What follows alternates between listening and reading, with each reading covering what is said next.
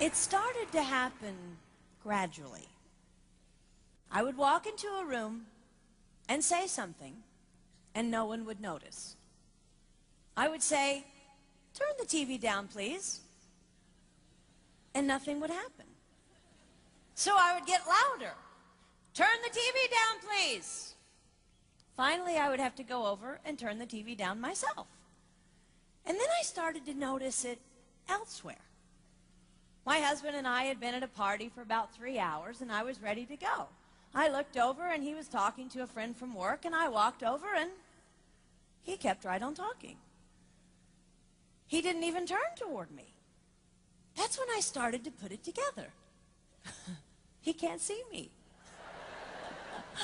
I'm invisible. I'm invisible. Then I started to notice it more and more. I would walk my son to school, and his teacher would say, "Jake, who's that with you?" And my son would say, "Nobody." Granted, he's just 5, but nobody? One night, a group of us gathered, and we were celebrating the return of a friend from England. Janice had just taken this fabulous trip, and she was going on and on about the hotels she stayed in. And I was sitting there looking around at the other women at the table. I'd put my makeup on in the car on the way there. I had on an old dress because it was the only thing clean, and I had my unwashed hair pulled up in a banana clip, and I was feeling pretty darn pathetic. And then Janice turned to me, and she said, "I brought you this." It was a book on the great cathedrals of Europe. I didn't understand. And then I read her inscription.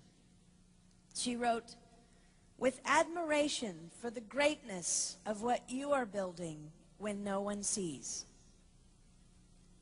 You can't name the names of the people who built the great cathedrals. Over and over again, looking at these mammoth works, you scan down to find the names, and it says, "Builder, unknown, unknown, unknown." They completed things not knowing that anyone would notice.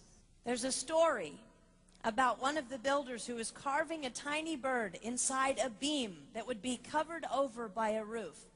And someone came up to him and said, "Why are you spending so much time on something no one will ever see?" And it's reported that the builder replied, "Because God sees." They trusted that God saw everything.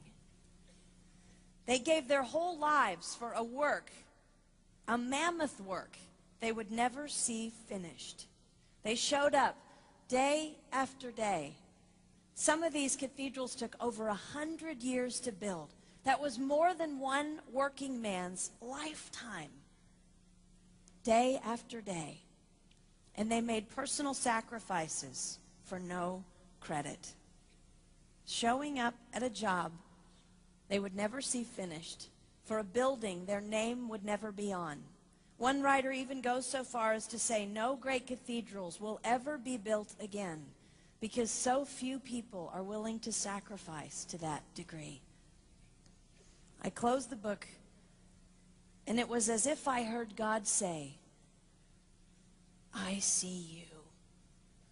You are not invisible to me.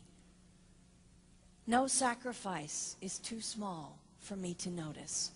I see every cupcake baked, every sequin sewn on, and I smile over every one. I see every tear of disappointment when things don't go the way you want them to go. But remember, you are building a great cathedral. It will not be finished in your lifetime, and sadly, you will never get to live there. But if you build it well, I will." At times, my invisibility has felt like an affliction to me. But it is not a disease that is erasing my life. It is the cure for the disease of self-centeredness. It is the antidote to my own pride. It's okay that they don't see. It's okay that they don't know. I don't want my son to tell the friend he's bringing home from college, "You're not going to believe what my mom does. She gets up at 4 in the morning and she bakes pies and hand-bastes a turkey and she presses all the linens."